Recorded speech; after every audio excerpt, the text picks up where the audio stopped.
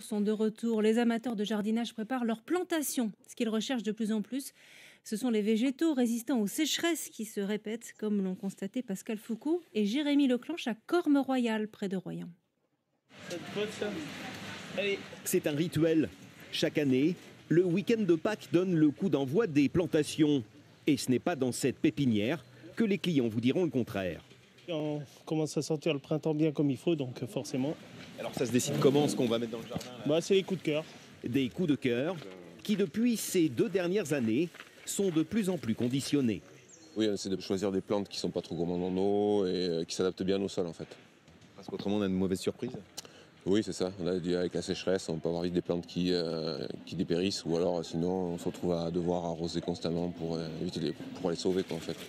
Et ce client n'est pas le seul à se soucier des caractéristiques des arbustes et des fleurs qu'il va planter dans son jardin.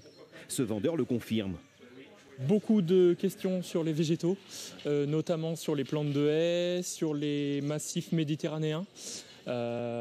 Beaucoup de plantes aussi très résistantes à la sécheresse. Si les particuliers parviennent aujourd'hui à trouver des plantes capables de s'adapter à ces changements climatiques, c'est en partie grâce à l'anticipation des producteurs. Les professionnels déjà depuis 5-10 ans allaient vers ça, mais maintenant le choix des particuliers naturellement va plus vers des plantes comme ça. Ouais. On va avoir une remontée des plantes méditerranéennes sur nos côtes. Ouais. Méditerranéenne ou non, le plaisir de travailler la terre au printemps, lui, reste intact. Et chacun y trouve son compte. On est dehors, on peut réfléchir, on se sert de ses mains. Et la pandémie a renforcé l'attrait des Français pour le jardinage. On compte aujourd'hui près de 17 millions d'amateurs, soit 35% de la population.